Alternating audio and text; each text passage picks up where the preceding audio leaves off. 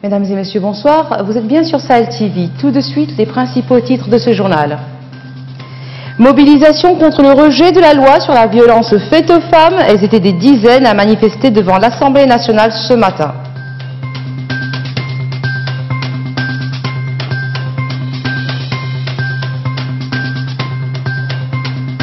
Les recalés au bac pourront passer un concours pour tenter une deuxième chance. Les examens auront lieu le 30 décembre prochain.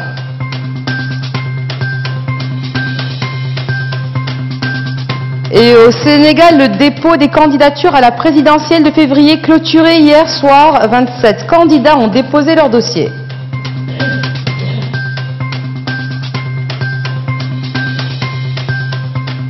Merci d'être avec nous. Ce matin, donc, des dizaines de femmes ont manifesté devant l'Assemblée nationale à Nouakchott. Elles protestaient contre le rejet de la loi sur les violences faites aux femmes.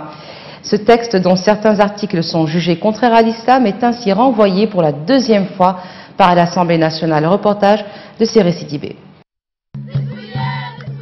Ndei, Awa, Kumba, Penda, Yassine, Warda, Salma, Khadija, Messouda, ces quelques prénoms de femmes victimes de violences sont brandis par les manifestants devant le Parlement. Sur les banderoles, on peut lire également « Et le viol continue en l'absence d'une loi qui protège les femmes ». Toutes sont déterminées à faire entendre leur voix au lendemain du rejet de la loi sur le genre par la Commission d'orientation islamique des ressources humaines et des affaires culturelles de l'Assemblée nationale.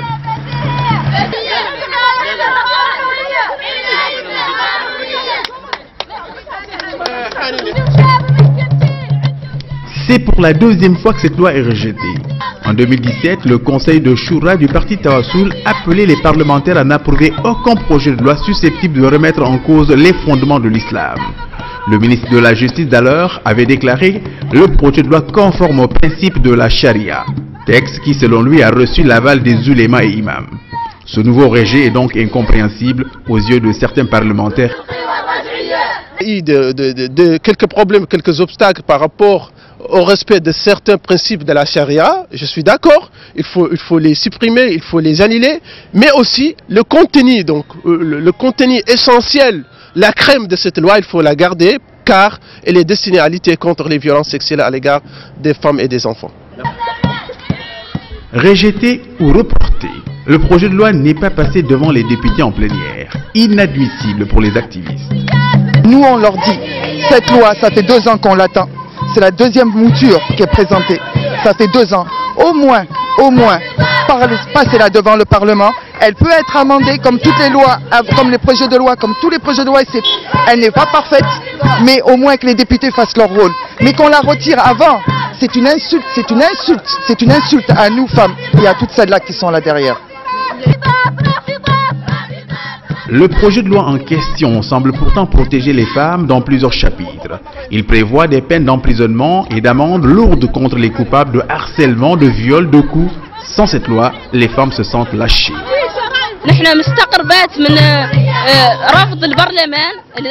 Nous sommes surprises du refus du Parlement de cette loi, comme si elle n'était pas dans l'intérêt de la femme. La femme est en danger, exposée au viol, quotidiennement harcelée. Il n'y a ici aucune loi qui protège la femme contre le viol et bien d'autres pratiques comme le mariage des enfants.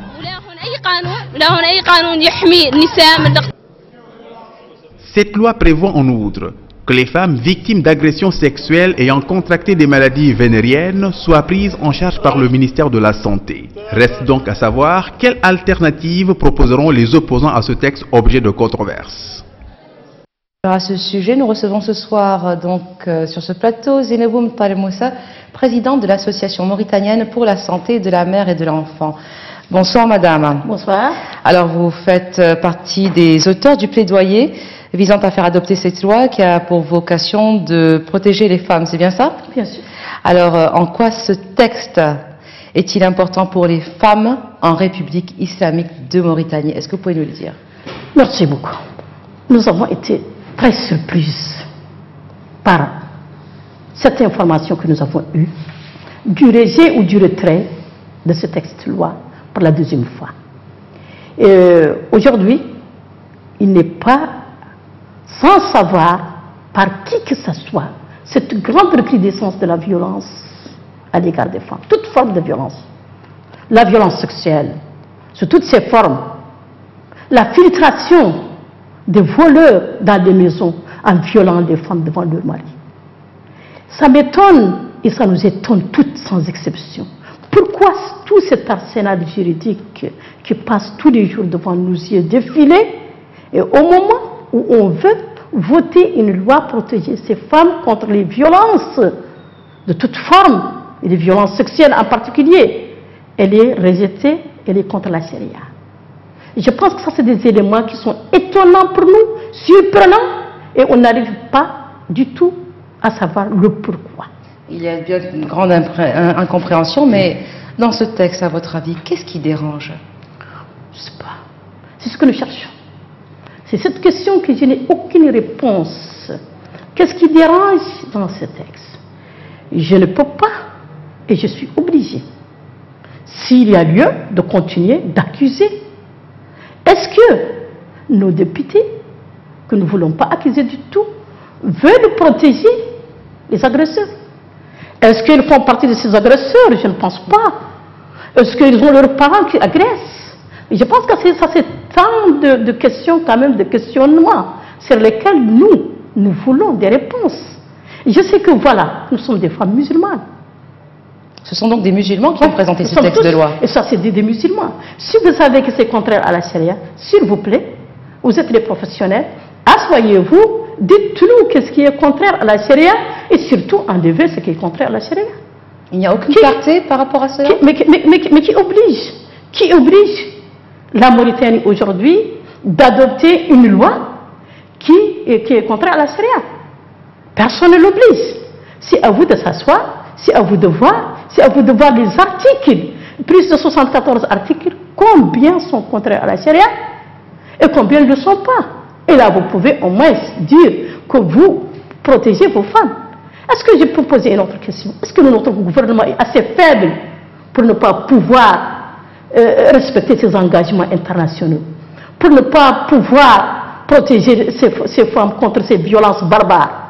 Vous savez, en Mauritanie, sur le plan international et national, et partout, ce mot violence à l'égard des femmes a été un cauchemar pour nous.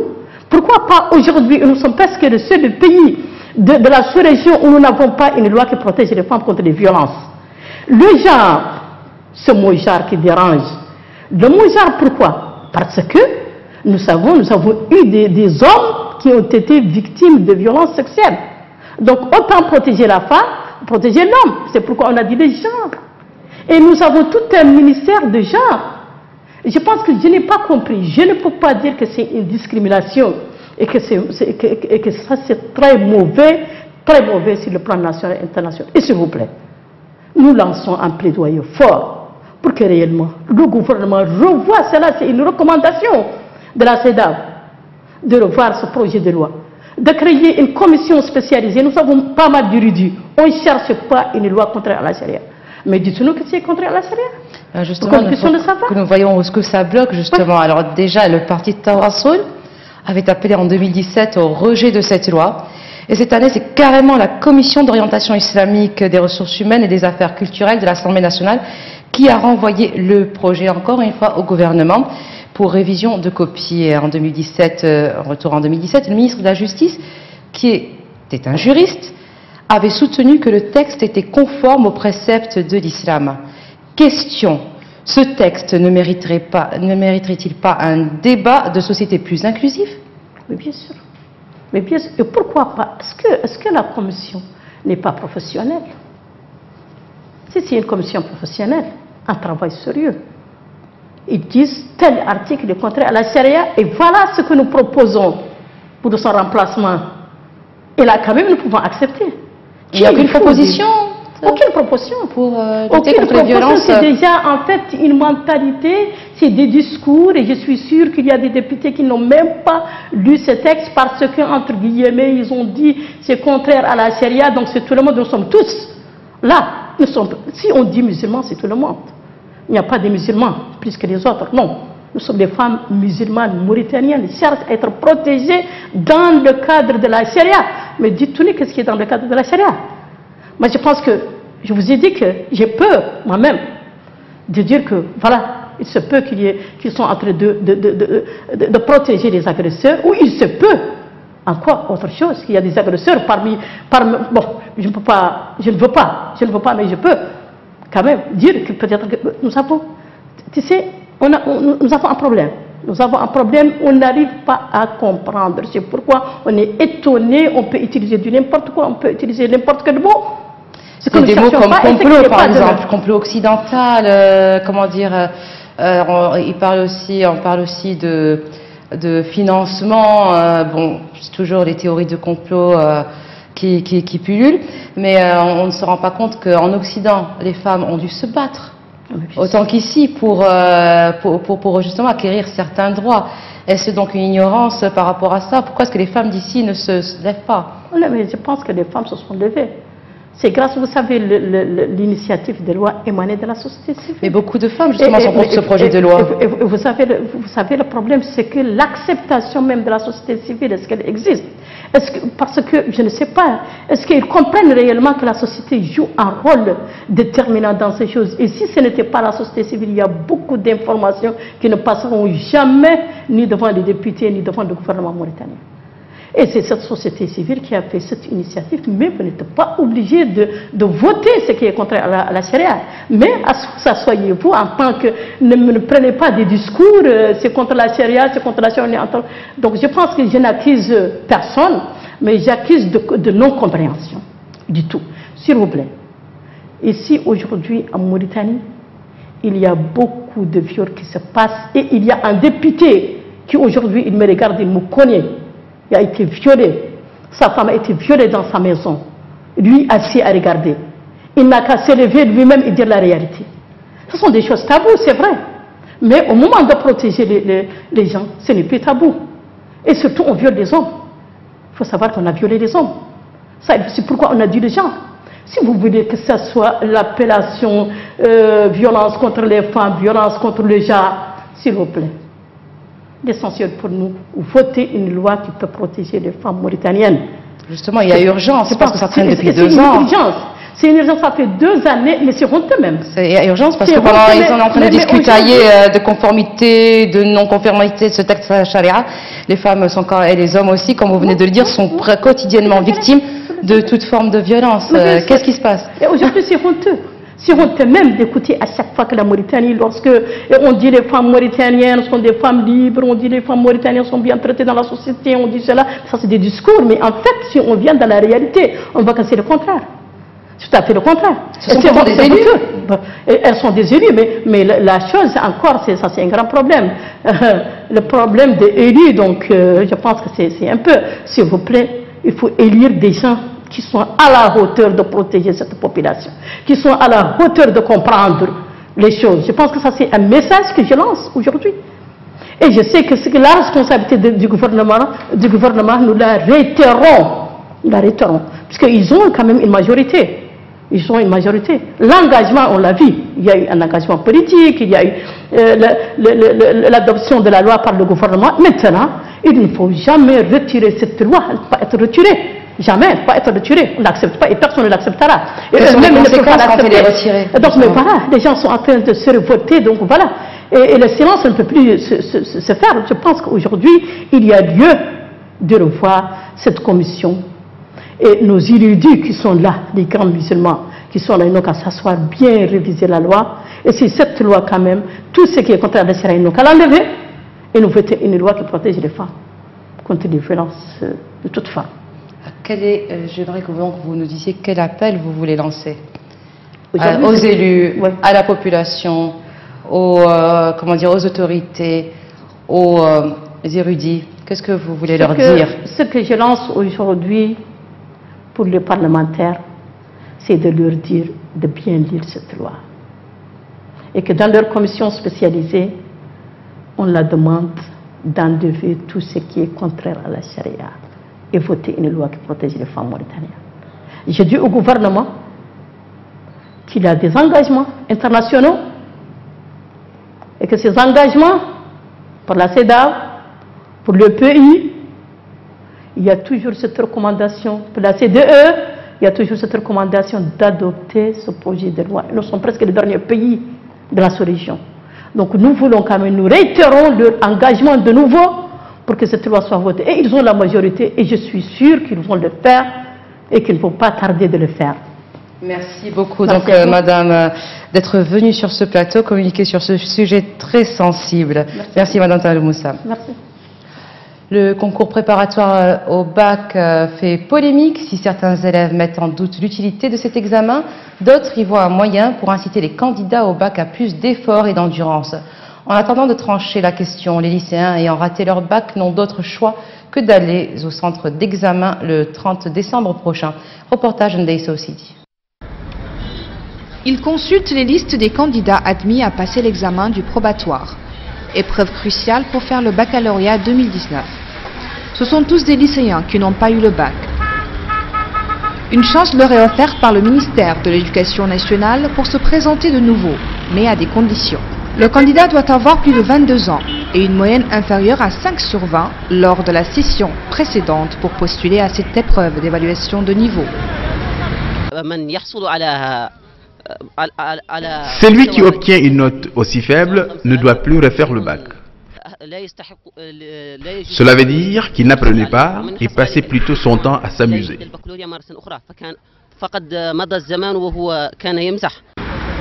Si pour certains élèves, ce concours est destiné à limiter la baisse du taux de réussite du baccalauréat, constaté ces dernières années, d'autres pensent que le problème est ailleurs. Il estime que le probatoire n'a pas sa raison d'être et pointe du doigt les correcteurs. Il y a de bons élèves, certains sont même excellents. C'est la correction qui n'est pas souvent transparente. Une question controversée et qui fait donc débat entre ceux qui veulent la suppression pure et simple de cet examen et ceux qui sont pour son maintien. Les parents d'élèves penchent plutôt pour la seconde option. Cet examen probatoire concernant les élèves qui doivent passer, pour moi je trouve que c'est une bonne chose. Dans ce cadre, il clarifie le niveau des élèves, parce que nombre d'élèves, beaucoup d'élèves n'ont pas de niveau, ils se présentent et c'est ce qui a élevé le taux d'admission qui est très bas, ce qui est anormal chez nous. Le concours préparatoire sera organisé le 30 décembre prochain pour sélectionner les candidats devant participer au bac 2019. Les épreuves porteront sur les 3 matières principales de chaque filière.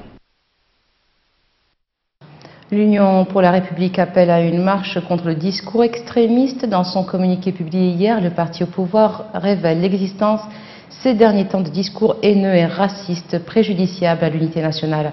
Discours qui menacent gravement le tissu social du pays, des discours qui sont, selon les termes du communiqué, contraires aux valeurs religieuses, sociales et culturelles de notre société musulmane. L'UPR a invité l'ensemble des forces vives du pays, les partis politiques, majorité et opposition, ainsi que les leaders d'opinion à prendre part à cette marche citoyenne. Et maintenant, le journal de l'économie avec Hamourla Diagana.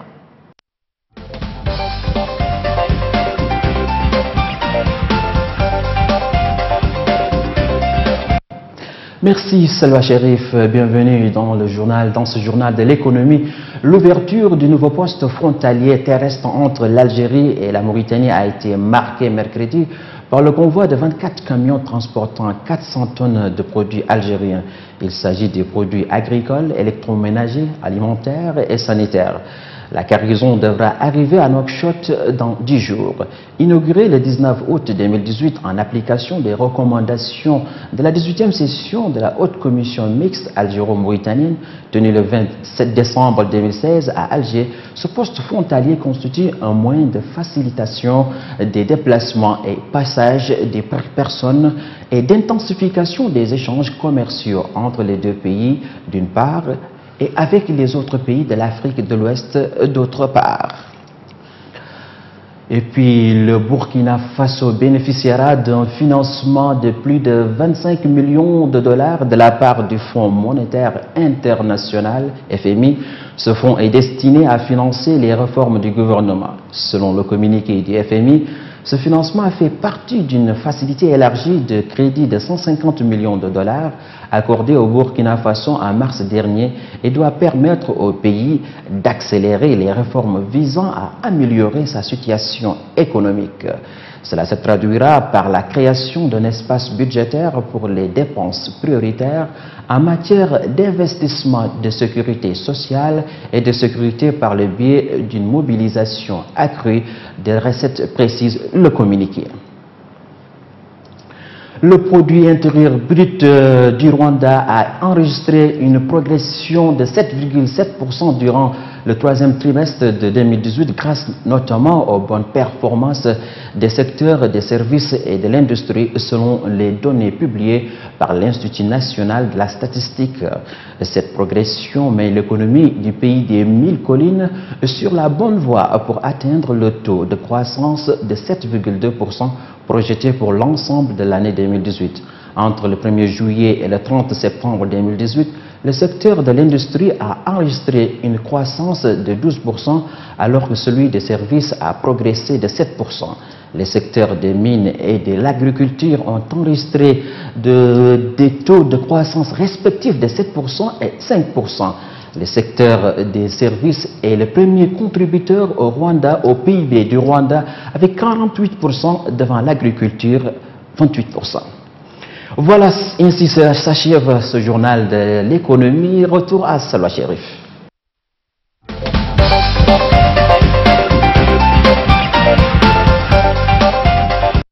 Merci Hamadra Diagana. Au Sénégal, 27 candidats ont déposé leur dossier pour l'élection présidentielle de février 2019. Les dépôts ont été faits au greffe du Conseil constitutionnel. Le dernier délai était la nuit d'hier, la nuit de mercredi. Le dépôt des dossiers de candidature a démarré le 11 décembre dernier sous fond de tensions entre mandataires de la mouvance présidentielle et l'opposition pour se disputer l'ordre d'arrivée au Conseil constitutionnel qui est chargé notamment de valider les candidatures. La juridiction va procéder à partir de ce lundi à la vérification des signatures de parrainage. Selon l'ordre de dépôt, le Conseil constitutionnel a coopté les représentants de la société civile pour la vérification des dossiers, en y conviant également les mandataires des coalitions aux partis politiques. Plus de 80 personnalités avaient annoncé leur intention de se porter candidate à la présidentielle de 2019 au Sénégal, qui est marquée par l'introduction du système de parrainage universel.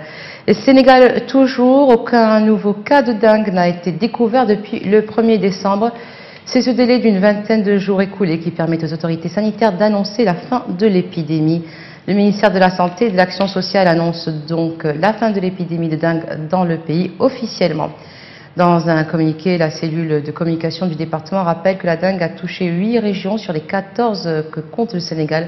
Plus de 340 cas ont été officiellement confirmés.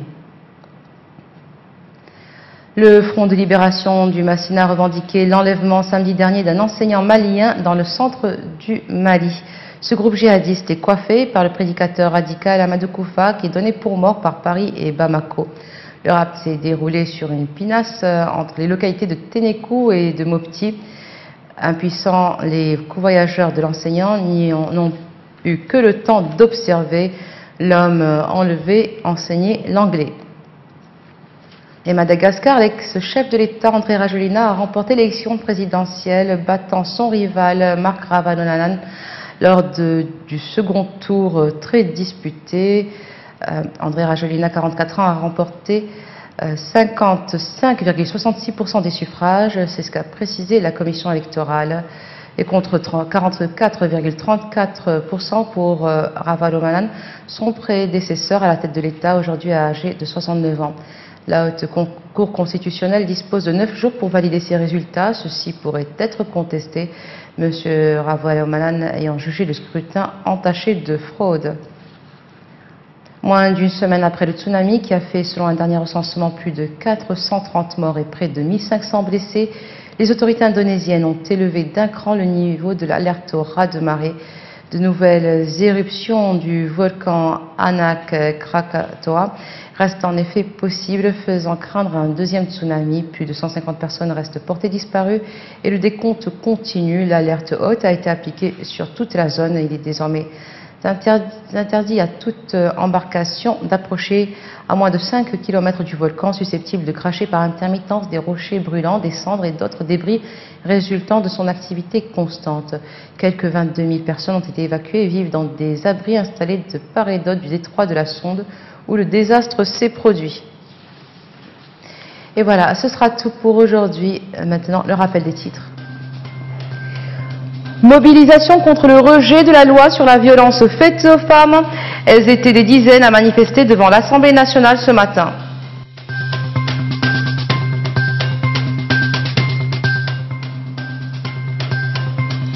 Les récalés au bac pourront passer un concours pour tenter une deuxième chance. Les examens auront lieu le 30 décembre prochain.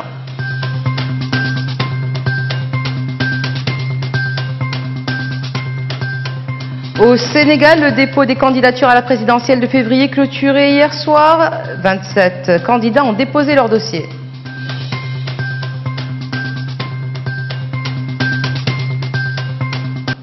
Merci d'être resté avec nous. Excellente fin de soirée sur Sahel TV.